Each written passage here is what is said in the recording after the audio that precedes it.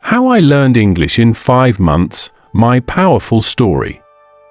I still remember the first day I truly felt afraid of English.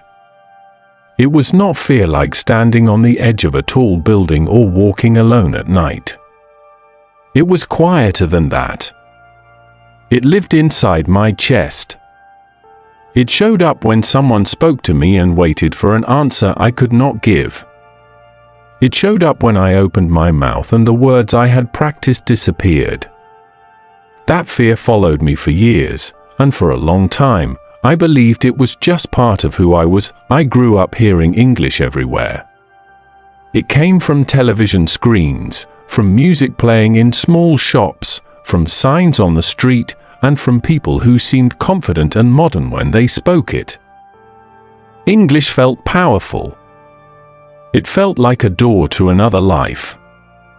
But that door was always closed to me. I stood outside, listening, wishing, and pretending I did not care. In school, English was a subject, not a language. We memorized rules that felt heavy and confusing. We read sentences that did not sound like real people. We learned to fear mistakes more than we learned to communicate.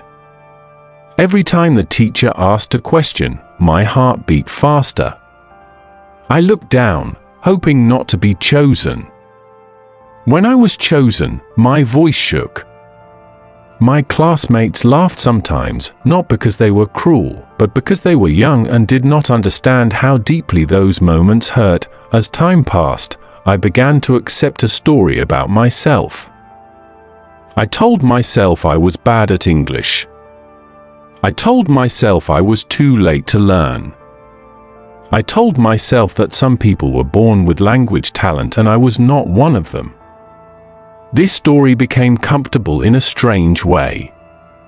If I believed it, I did not have to try.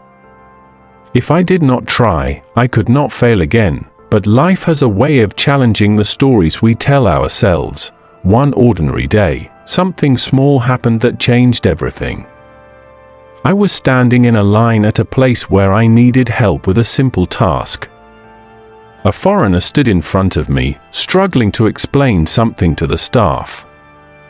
They spoke English slowly, carefully. The staff looked confused. People around them grew impatient. Without thinking, I stepped forward and tried to help.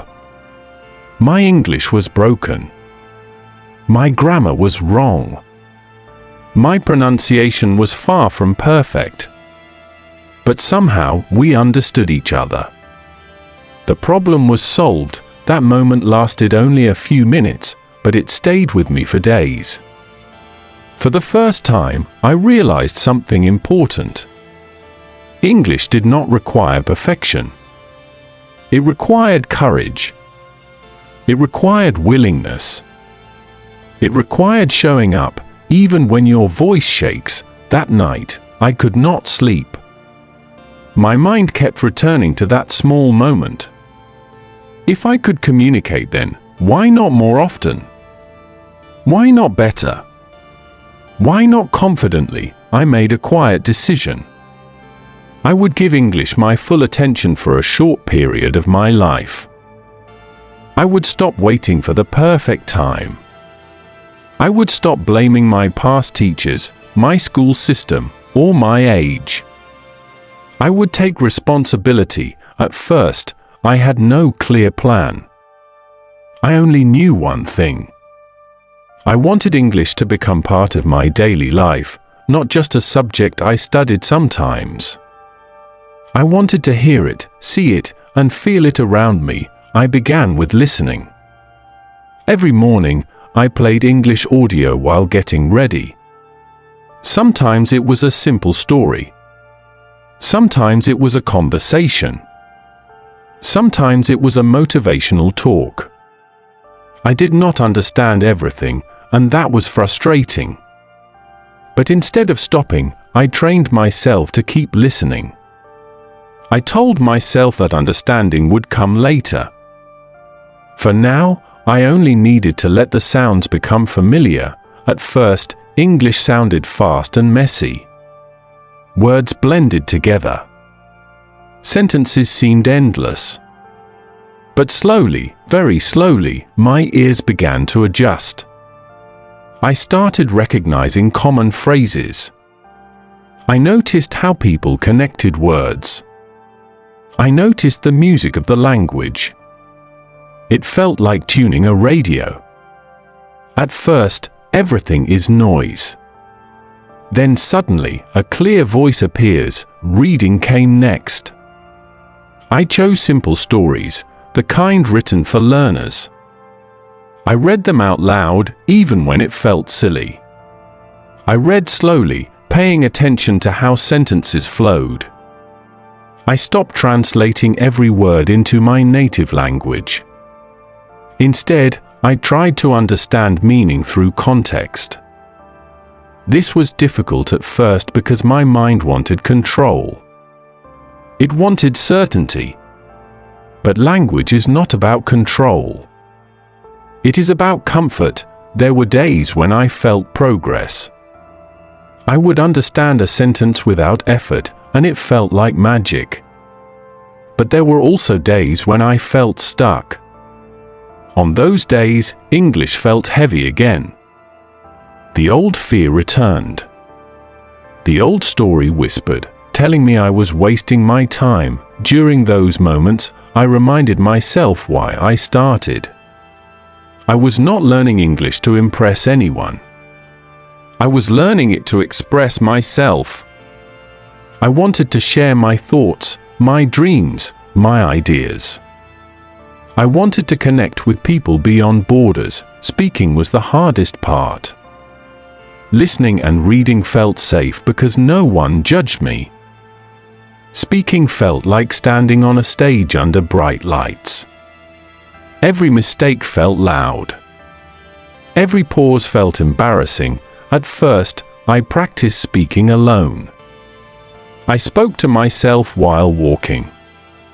I described what I saw around me. I talked about my day, my plans, my worries.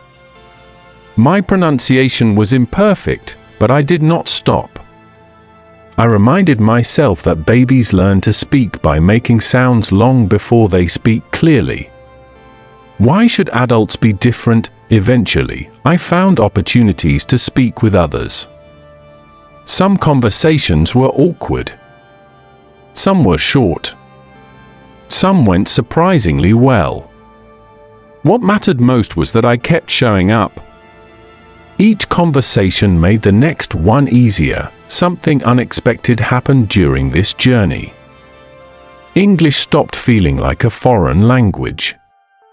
It started feeling like a familiar friend. I began thinking in English sometimes, without trying. I caught myself reacting emotionally to English words, not just understanding them logically. This was the moment I knew something had changed deeply. My confidence grew, not because I became perfect, but because I became comfortable with imperfection. I learned that mistakes are not signs of failure. They are signs of growth. Every mistake showed me where I needed to improve. There were nights when I felt tired, when I wanted to quit, when progress felt invisible. But I kept going because I trusted the process. Language learning is not dramatic. It does not change overnight.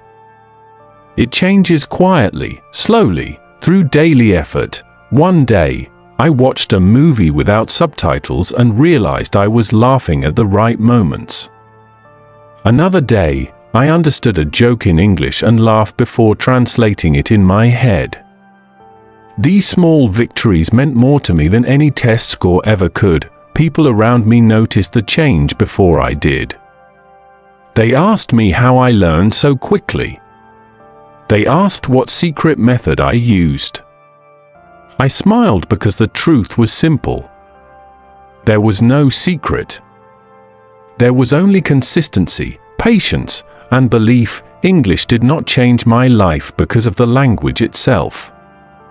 It changed my life because of what it taught me about myself. It taught me that fear loses power when you face it daily.